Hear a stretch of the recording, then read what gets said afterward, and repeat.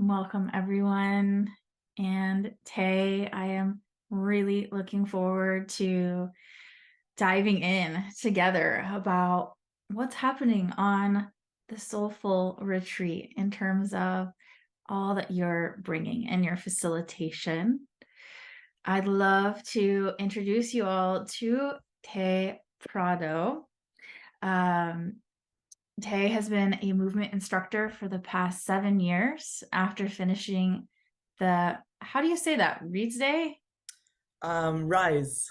Rise yoga immersion Yeah. training in Vancouver.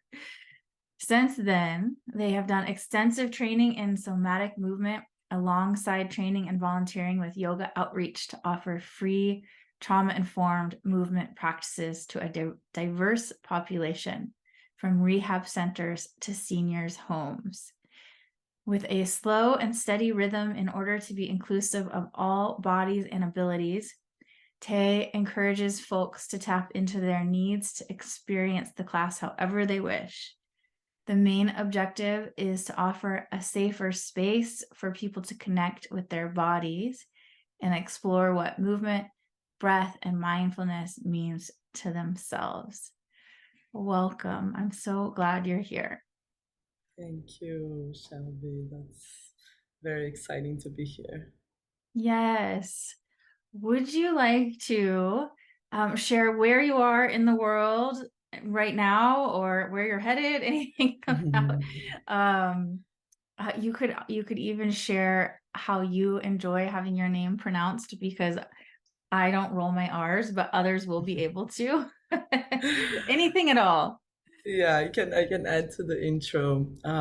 So my full name is Teresa Prado.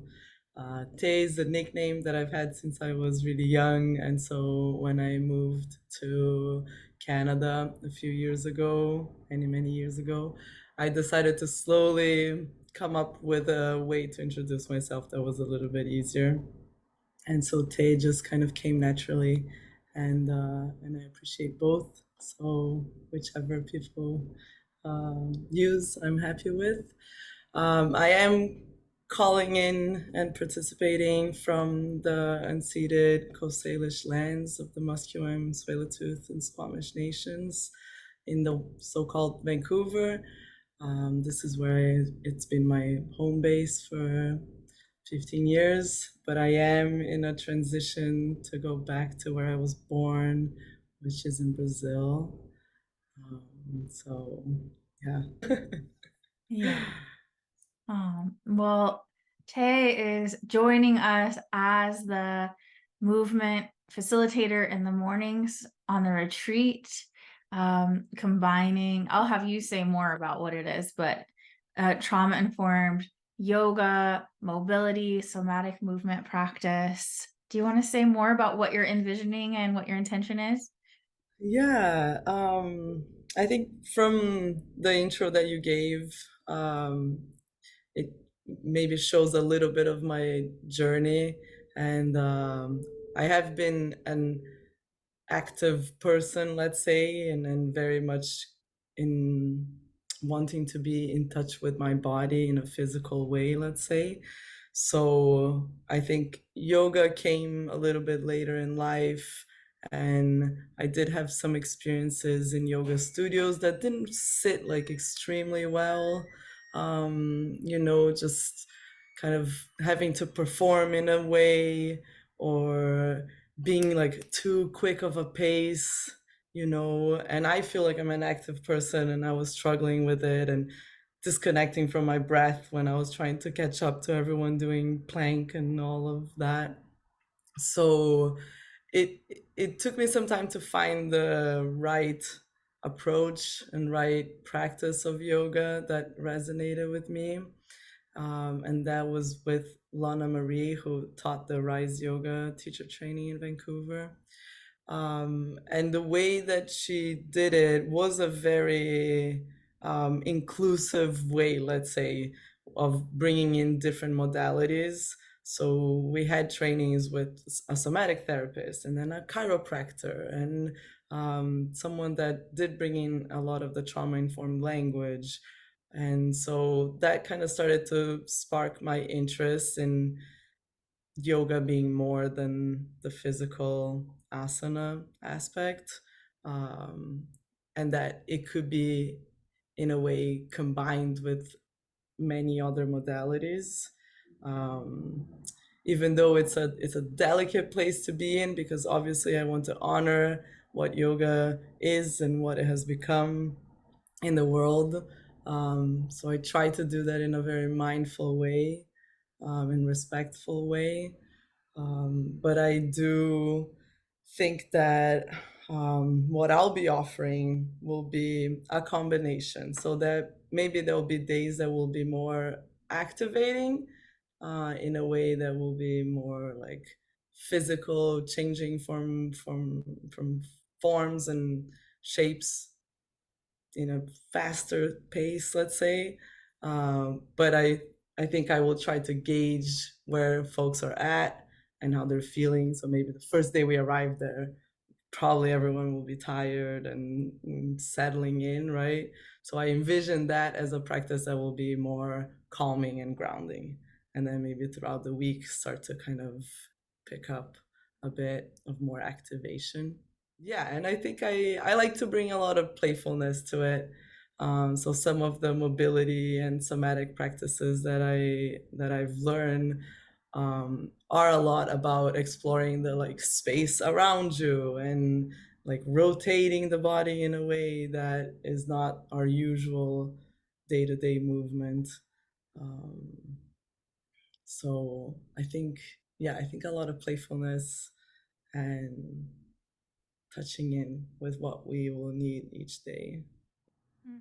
So as I mentioned, having these experiences in yoga studios that weren't the greatest kind of led me to start looking outside of the box a little bit, and finding these spaces that were more trauma informed, and kind of maybe made me connect to an experience that I had when I was a kid, that I truly believe that it was through somatic therapy, that maybe at the time I didn't even call it somatic therapy. I didn't know. I was 12 years old when something really intense happened in my childhood. Um, and and I remember being on the table with this practitioner and working with energy in the body, and I felt this energy being released from my body, and I felt lighter, and I felt like I could exist in the world again in a way that was connected to my body. And I think even though I didn't have exactly the words for it back then, this exploration later in life with specifically somatic therapy and somatic movement, I think started to bring that memory back, and and I think it makes it that I really believe in it. I think it makes it authentic in some way, right? Because I had the experience, and I continue to have the experience. If I feel like my nervous system is off the roof and it's kind of I need to regulate, I have a couple of things in the back pocket that I often will use. If I'm in a weird day in the office, I go into the bathroom and I will trace my arms back and forth, or I will shake, you know. Um, and so I think there's a deep personal connection to this work, to this Mm. experience. Yeah. Is that what inspires you to share it with others now? Yeah, I think so. And volunteering with Yoga Outreach since, I don't know, I think 2018. Um, it only validated that more, that it wasn't just my own experience. I started to see it in other folks, because I would come into spaces where I could tell that people were activated, and I could tell that they were either uncomfortable or disassociated, right? And that it would be a struggle in the beginning of the practice, but by the end of it, usually most people were at a different frequency. And so I think that kind of just kept encouraging me and motivating me to keep learning more and to keep offering it. Yeah. Hmm. When you talk about offering trauma-informed yoga or movement and inclusive yoga or movement, what do you mean by that? Okay, so for me, that was also a groundbreaking experience, was learning about um, the the aspects of the language in trauma-informed work. So specifically with Yoga Outreach was where I learned about the language of invitation and the language of inquiry. And so maybe I can go a little bit deeper into what they mean and examples maybe of how it works. But invitational, it simply is making everything a choice in that practice so that the person can come in and know that if they would like to lie down and rest, it is their choice. um, and so not a lot, actually no commands. It's hard to break off that pattern, but the idea is to have no commands. So I'm actively trying to always say, if you feel like it, you could step your right foot forward, or if it feels right for you, maybe you could bring your right arm up. So little cues that make it a choice for the person is how we offer this invitation. And then the inquiry comes from the idea that with curiosity, with this inquisitive perspective, you're allowing this person to have to maybe build a connection with their own body and sensations. And you do that by offering cues that could be, at this point, you could notice what it feels like to have the points of contact touching the ground. Or, you could sense what your clothes feel like on your skin and just try to bring these cues for physical sensations that I think are really helpful to bring connection to the body and to the space around you. Beautiful. Yes. Choice, agency, helping people empower themselves. Yeah. Yeah, That's my yeah, it that's is. my translation. Yeah, that's exactly it. And I think on top of that, I try to bring in inclusivity in other ways that are aware of different body sizes, different gender identities. So in my language, I use gender neutral ways of speaking. And when it comes to, I try to offer as many, not as many, but maybe like 2 or 3 options so that people can again feel the choice and agency to do what might fit better for their bodies.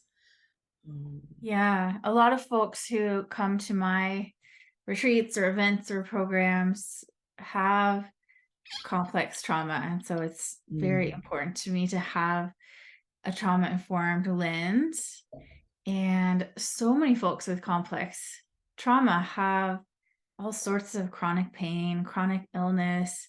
Showing up in the morning for a movement practice sounds hard, challenging, not enticing at all. yeah, Especially when yoga has, in the West, been a performative practice that doesn't feel very inclusive or honoring of how people are actually feeling in their bodies.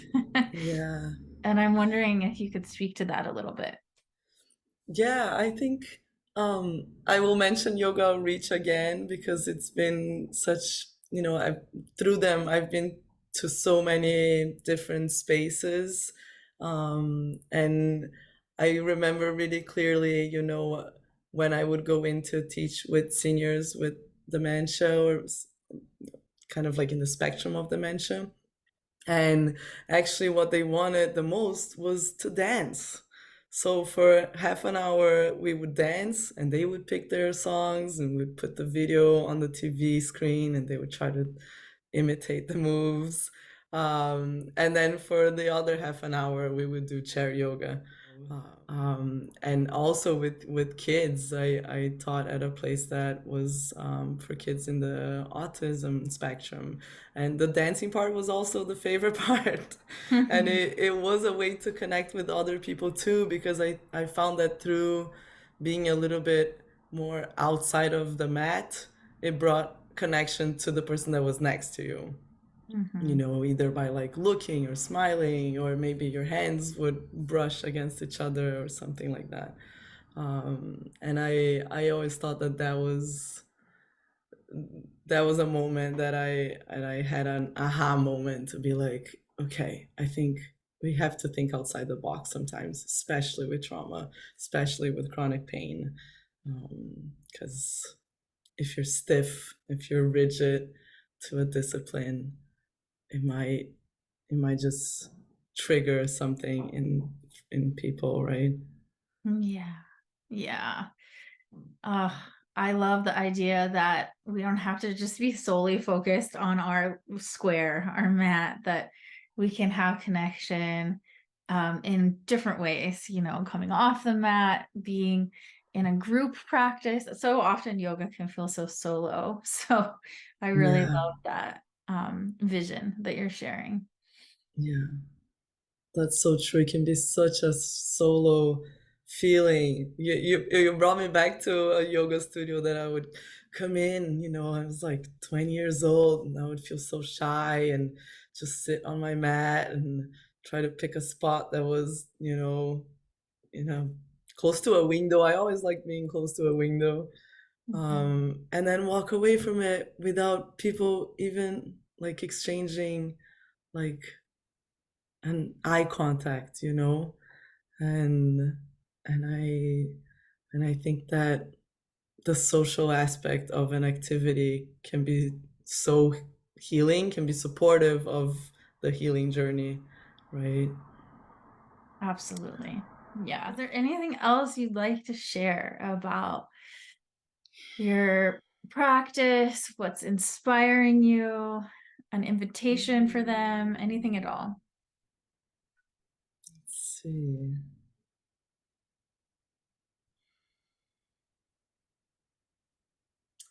I think just that, until then, I I hope to keep learning more and get really creative for a full week of a variety of practices.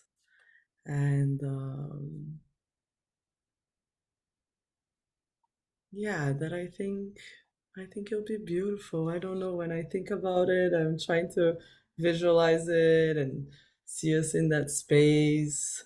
Whenever there is a little bit of anxiety about it, because I am going into a transition moment, and so adding a trip in the middle does feel a little bit like I'll be like uprooting after maybe had just been rooting. Um, but when those moments happen, I try to imagine, like I have been to Panama before, not to that area, and I try to remember the sounds of the birds and how much green it was around me, and the warm ocean.